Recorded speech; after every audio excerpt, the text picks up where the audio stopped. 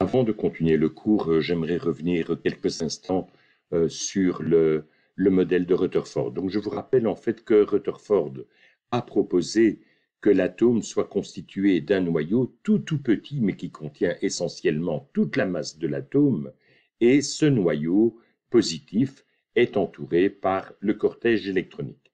Avec ce modèle-là, ce modèle planétaire, ou modèle système solaire, si vous voulez, Rutherford arrivait à expliquer à la perfection ces observations, c'est-à-dire le nombre de particules alpha diffusées à un angle θ. Mais ce n'est pas parce qu'un modèle marche que pour autant il exclut les autres. Donc je vous rappelle qu'il y avait un modèle alternatif qui était celui de l'atome pudding de Thomson. Eh bien, en fait, Rutherford a fait les calculs pour voir donc quelle serait la prédiction du nombre de particules alpha diffusées à un angle θ si l'atome était effectivement un atome pudding. Et ces calculs montrent en fait que la distribution ici descendrait en flèche et on n'obtiendrait pratiquement plus aucune particule alpha au-delà d'un angle qui est de l'ordre de 15 degrés. Donc ça, c'est la prédiction du modèle de J.J. Thomson. Donc ça veut dire en fait que les observations de Rutherford enterrent définitivement ce modèle de l'atome pudding. Et on sait aujourd'hui effectivement que ce modèle de Rutherford tient toujours la route. On est persuadé que ceci est bien la situation correcte. Bien, il restait encore une autre épine dans le pied des physiciens à la fin du XIXe siècle, et ceci concernait en fait la lumière qui était émise par les différents éléments chimiques. Ici, vous avez tout le spectre des couleurs monochromatiques, les couleurs de l'arc-en-ciel, entre 400 nanomètres et 700 nanomètres, donc notre domaine visible. Ici, vous avez essentiellement en fait ce qu'on pourrait observer avec un corps noir, avec une énergie bien choisie. Si on regarde maintenant au contraire la chose suivante, prenez une cellule qui contient un gaz et vous excitez ce gaz, soit vous le chauffez très très fort, ou bien vous provoquez une décharge électrique dans le gaz, vous verrez à ce moment-là que le gaz va commencer à émettre de la lumière. Eh bien, si on prend cette lumière et on l'envoie sur un prisme ou bien sur un réseau de diffraction, on arrivera à ce moment-là à décomposer les longueurs d'onde qui constituent donc la lumière reçue de ce gaz. Et là, ce qu'on obtient, c'est que si votre gaz, c'est du sodium, voilà les couleurs que vous obtenez et aucune autre. De la même manière, si vous prenez comme gaz de l'hydrogène, dans le domaine visible, vous avez seulement 4 couleurs. Vous avez une raie rouge, une verte et 2 raies bleues. Et donc, ça veut dire notamment que l'hydrogène n'émet aucune couleur jaune. Idem pour le calcium ici, le mercure et le néon. Et ça, évidemment, c'était incompréhensible. Dans la physique classique du XIXe siècle, la nature était continue. On était bien d'accord qu'un gaz puisse éventuellement émettre de la lumière, mais à ce moment-là, il fallait avoir toute une gamme de longueurs d'onde et une gamme continue. Il n'y avait aucun moyen de comprendre pourquoi ce gaz émettait à une longueur d'onde bien définie, à une autre longueur bien définie, et rien entre les deux. Eh bien, la réponse viendra du calcul qui a été fait par le physicien danois Niels Bohr, qui se base justement sur le modèle de Rutherford. Et les choses ne vont pas tarder, puisque ce modèle de l'atome de Bohr a été proposé dès 1913. C'est Niels Bohr qui a vécu de 1885 à 1962.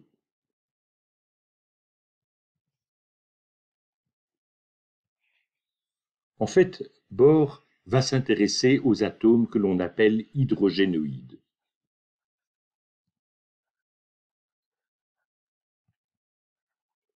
Qu'est-ce qu'un atome hydrogénoïde? C'est un atome qui ressemble à l'hydrogène. Ça veut dire quoi? Eh bien, on sait que l'hydrogène est constitué de son noyau, en l'occurrence, il n'y a qu'un seul proton, et autour ne gravite qu'un seul électron. Eh bien, ce sont tous les atomes qui ne possèdent qu'un électron en périphérie du noyau. Ça veut dire que, bien sûr, ça s'applique strictement à l'atome d'hydrogène, ça s'applique à l'ion hélium une fois chargé, donc l'hélium normalement a 2 électrons, eh bien vous en enlevez un. À ce moment-là, il n'a plus qu'un électron extérieur, exactement comme l'hydrogène.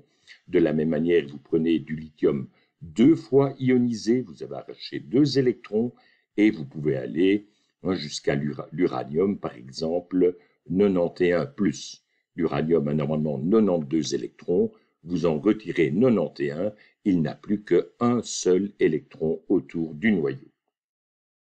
Donc, prenons ce modèle-là. J'ai au centre le noyau qui aura une charge égale à Z fois E, et autour, j'ai un électron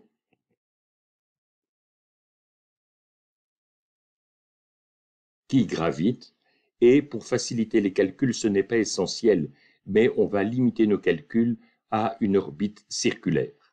On sait que la solution la plus générale, c'est une orbite elliptique, mais en fait, on obtient les bonnes conclusions avec une orbite circulaire. Donc, quelque part sous cette orbite ici, j'ai l'électron.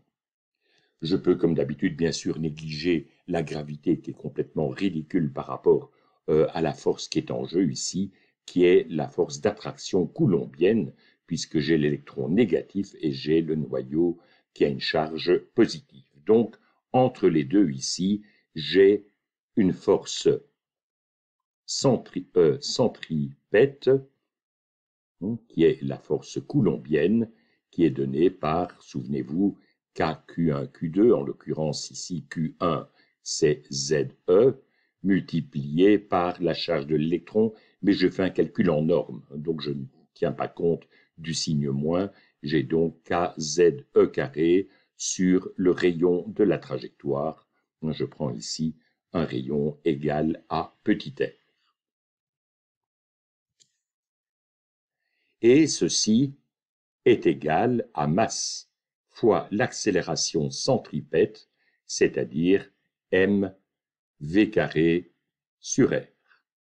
Donc vous voyez que d'une part, je peux enlever r ici au dénominateur et ça va faire sauter le carré pour l'autre terme, et puis je vais rapatrier le r au numérateur du terme de droite.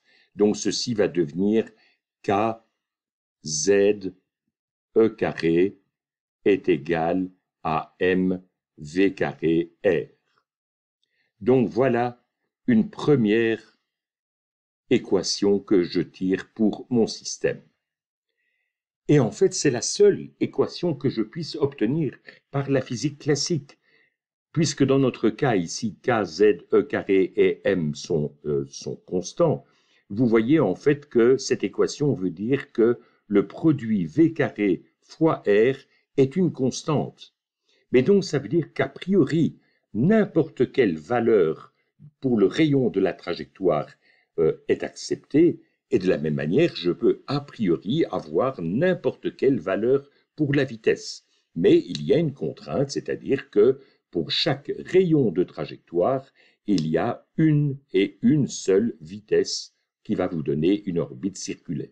C'est exactement le problème qu'on a pour les planètes qui tournent autour du Soleil. C'est le cas aussi pour tous les satellites artificiels autour de la Terre. Donc à chaque orbite, à chaque rayon d'orbite, correspond une et une seule vitesse. Mais a priori, toutes les vitesses, tous les rayons de trajectoire sont permis. Bien, on n'est pas plus avancé. Ça veut dire qu'a priori, évidemment, V et R sont des variables continues qui peuvent prendre n'importe quelle valeur.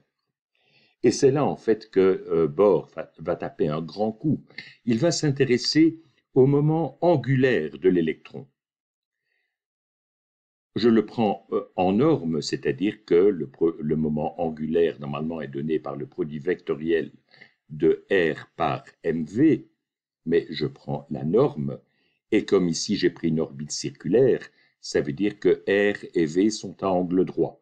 Donc tout ceci devient MVR. Donc voilà la valeur du moment angulaire. Eh bien, Bohr propose que ce moment angulaire ne soit pas quelconque. Pour certains arguments qui seraient trop longs à expliquer, il propose que ceci soit égal à un nombre entier de fois h bar. Donc je vous rappelle, h c'est la constante de Planck, et comme on utilise souvent dans la théorie h divisé par 2pi, eh bien on a décidé d'appeler h sur 2pi par h bar. Donc n ici est un entier strictement positif. Ça, c'est notre équation numéro 2.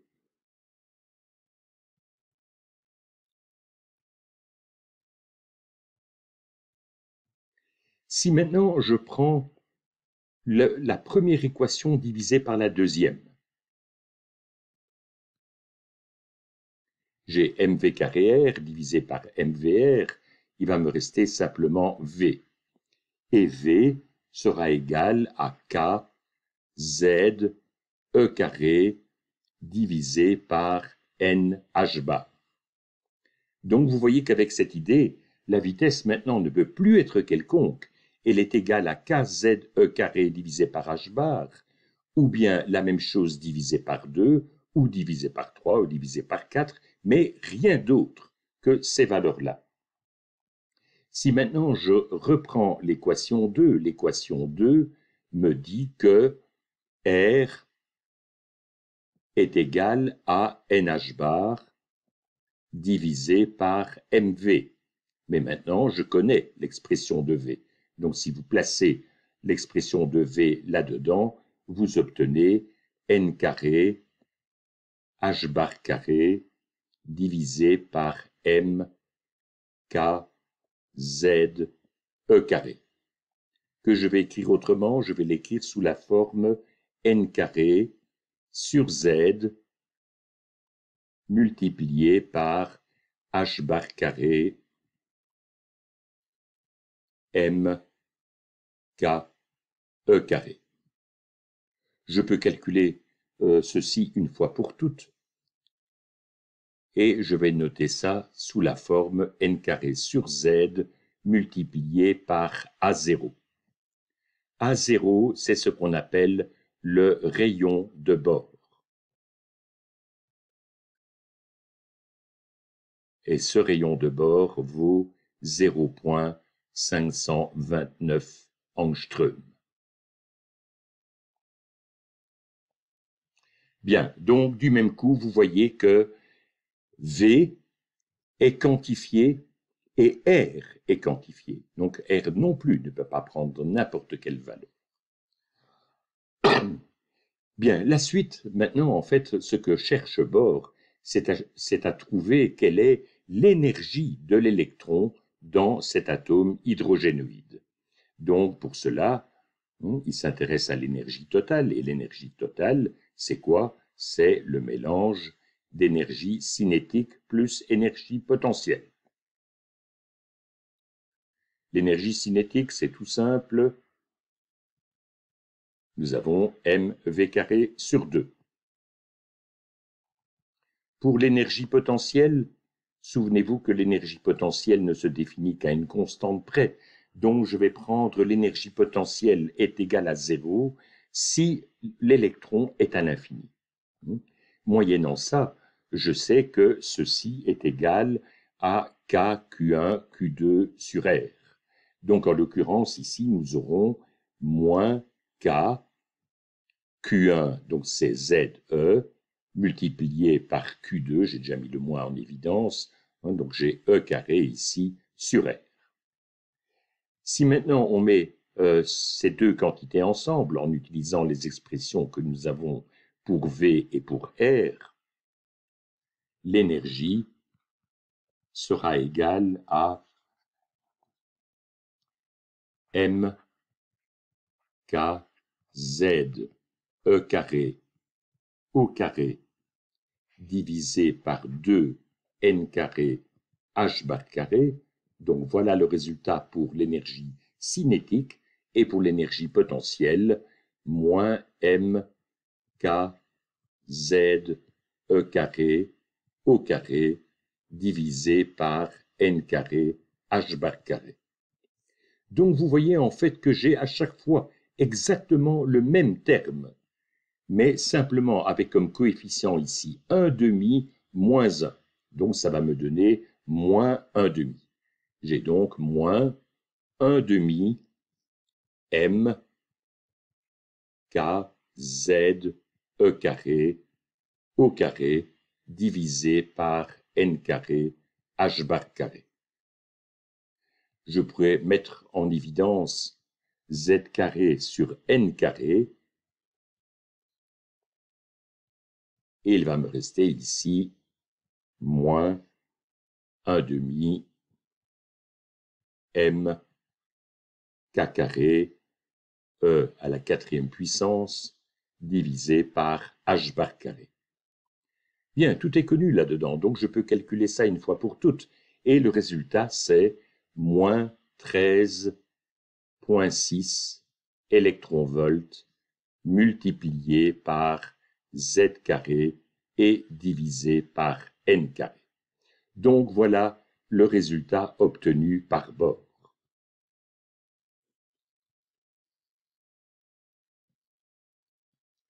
Prenons tout de suite un exemple concret, et pour faire simple, je vais prendre simplement l'atome d'hydrogène. Donc si je prends l'atome d'hydrogène, dans cette formule, ça veut dire que Z est égal à 1.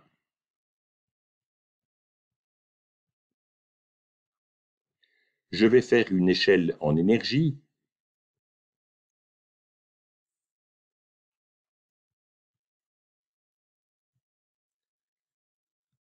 Le 0, souvenez-vous de nos conventions, j'ai pris l'énergie potentielle étant égale à 0 si le rayon de la trajectoire est infini, donc si l'électron est à l'infini, et d'autre part, si l'électron n'a pas d'énergie cinétique, ça veut dire évidemment, s'il n'a pas de vitesse, donc son énergie cinétique est nulle.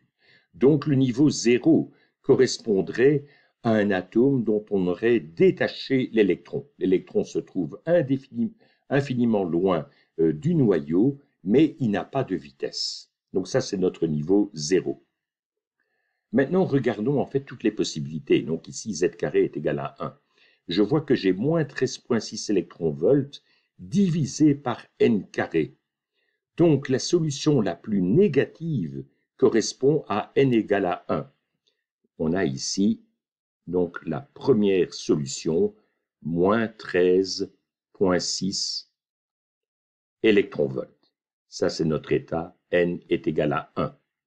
La deuxième solution, n égale à 2, mais donc ça veut dire que je dois prendre moins 13,6 électronvolts divisé par 4. Ça nous donne, mon dessin ne sera pas tout à fait à l'échelle, sinon il serait trop ratatiné ici, j'ai moins 3,4 électronvolts. Ceci correspond donc à n égale à 2. Le cas suivant, maintenant je vais prendre moins 13,6 électronvolts divisé par 9. J'ai ici moins 1,51 pour n est égal à 3. Ensuite, moins 0,85, n égale à 4. Et vous voyez en fait que les états se rapprochent. Donc ici, j'aurai pratiquement un continuum, donc toute une série d'états qui deviennent de plus en plus proches les uns des autres. Donc voilà en fait ce que trouve Bohr. On sait que la nature préfère toujours avoir l'état d'énergie le plus bas possible.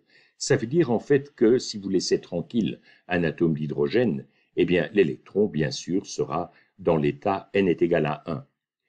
Mais maintenant, si vous chauffez cet atome d'hydrogène, vous pouvez provoquer des collisions entre atomes, ou bien vous faites une décharge électrique à travers le gaz, vous pouvez très bien prendre cet électron et l'envoyer sur un état plus élevé. Par exemple, ici, l'état n égale à 2.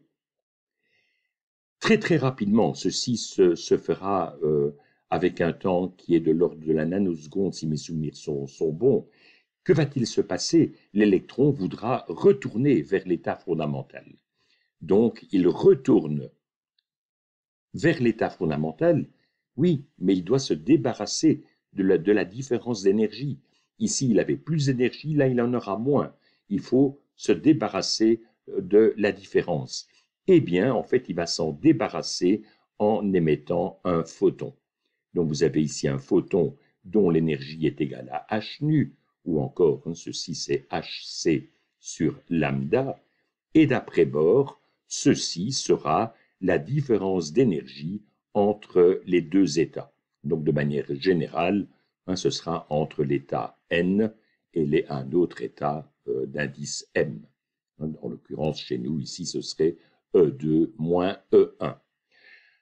Il est possible, en fait, que le processus soit plus complexe. Je pourrais très bien avoir un cas, par exemple, où j'envoie l'électron vers l'état n égale à 4, et partant de l'état n égale à 4, l'électron redescend, mais pas d'une traite vers n égale à 1, mais il le fait en cascade, c'est-à-dire il retombe d'abord vers n égale à 2, et puis après ça, de 2, il retourne vers 1. Donc ceci vous donnera maintenant un autre type de photon. Celui-ci aura une énergie différente, évidemment, du photon précédent. Donc si je reviens, en fait, au spectre qu'on avait montré ici, dans le cas de l'hydrogène, eh bien, ceci correspond à la transition de 3 vers 2. La raie verte ici correspond à la transition de l'état 4 vers 2. Ceci, c'est 5 vers 2 et ceci, c'est 6 vers 2. Si on prend toutes les transitions, par exemple, qui aboutissent à n égale à 1, la différence d'énergie est plus importante. Donc, ça donnera un photon plus énergétique, c'est-à-dire que vous aurez à ce moment-là des photons ultraviolets, qui seront ici à gauche. De la même manière, si vous prenez toutes les transitions qui descendent vers l'état n égale à 3, c'est-à-dire de 4 vers 3, de 5 vers 3, de 6 vers 3, là, vous serez dans le domaine infrarouge. Ce sera de ce côté-là. Bien, nous avons fait le calcul avec l'atome d'hydrogène. S'il s'agit d'un autre atome, maintenant je ne parle pas d'atome hydrogénoïde, je parle d'un atome complet, ne fût-ce que le plus petit d'entre eux, c'est-à-dire l'hélium.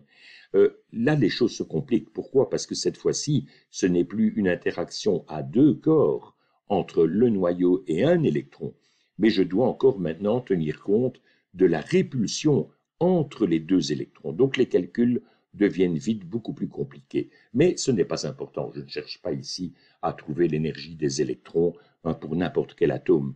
La conclusion importante, vous voyez, c'est que Bohr arrive à expliquer, d'abord, j'ai oublié de dire que l'accord est absolument rigoureux entre son calcul et les raies que l'on observe ici. Je crois que l'accord est bon jusqu'à la 8e décimale. C'est un travail absolument splendide. Mais surtout, Bohr arrive à expliquer la nature discontinue de la lumière émise par les différents éléments chimiques. Et vous voyez en fait que chaque élément chimique a sa carte d'identité qui lui est propre, sa série de spectres qui est unique, donc est typique de cet élément-là. Bien, revenons maintenant à ce calcul de Bohr. Excusez-moi. L'avantage, en fait, de tout ce calcul de Bohr, ça a été finalement de montrer qu'avec cette hypothèse qui était ultra choquante, mettez-vous à la place d'un physicien classique auquel on dit que le moment angulaire ne peut pas être quelconque, mais il ne peut être qu'un nombre entier de fois une quantité, ici en l'occurrence h bar. C'est un non-sens absolu pour un physicien du 19e siècle. Mais il faut bien admettre que le résultat, lui, est correct. Et donc ceci a poussé, en fait, tous les physiciens qui ont suivi à prendre tout ceci au sérieux et a essayé d'élaborer maintenant une belle théorie complète, une nouvelle mécanique. Donc on va passer de la mécanique classique à une nouvelle mécanique qu'on appelle la mécanique quantique, dont on n'a pas besoin dans notre vie de tous les jours, mais elle est absolument essentielle pour décrire justement les phénomènes à petite échelle, quand on est dans l'échelle de l'atome et a fortiori après quand on sera à l'échelle nucléaire. Donc, je vous dis, grâce à ça, on est arrivé finalement à une belle théorie. Il aura fallu à peu près une dizaine d'années pour arriver à cette belle théorie bien cohérente. Et le résultat de cette théorie, c'est que finalement, pratiquement tout ce qu'a fait ici Bohr est faux. Tout ceci n'a aucun sens. Ceci n'a aucun sens, mais le résultat, lui, est absolument correct. Et bien sûr, on retrouve ce résultat correct avec la mécanique quantique maintenant, mais sous sa forme bien établie. Vous allez dire, mais en fait, c'est ridicule. Dans la vie de tous les jours, on ne voit jamais de cette quantification. Le moment angulaire, pour moi, c'est une donnée continue. Oui, mais je vous montre tout de suite pourquoi. En fait, on ne verra jamais ceci à notre échelle. Imaginez, je vais prendre un petit objet, je vais prendre une petite sphère dont le rayon serait de 1 millimètre. Et cette petite sphère, je prends une sphère en acier, je la fais tourner sur elle-même à raison de 1 rotation par seconde. Donc, elle tourne sur elle-même avec une fréquence de 1 Hertz. Eh bien, si on fait le calcul pour voir en fait quel est son moment angulaire, si je l'exprime en unité h bar, j'obtiens 6 10 exposant 23 fois h bar. Donc voilà la valeur du n pour cette petite sphère qui tourne sur elle-même. Vous allez dire, mais ceci c'est le nombre d'Avogadro, c'est tout à fait accidentel, ça n'a strictement rien à voir. Et donc vous voyez que si vous partez de cette valeur-là, quel est l'état suivant qui est admis? Eh bien, ce sera 6 10 exposant 23 plus 1. Et puis le suivant, ce sera 6 10 exposant 23 plus 2. Comment voulez-vous voir ce saut à chaque fois d'une unité quand vous avez déjà au départ 6 10 exposant 23 Voilà pourquoi en fait à notre échelle, le monde paraît complètement continu. Mais quand on va dans l'infiniment petit, donc à l'échelle atomique, là ce n'est pas vrai. Il faut tenir compte du fait que le monde est quantifié.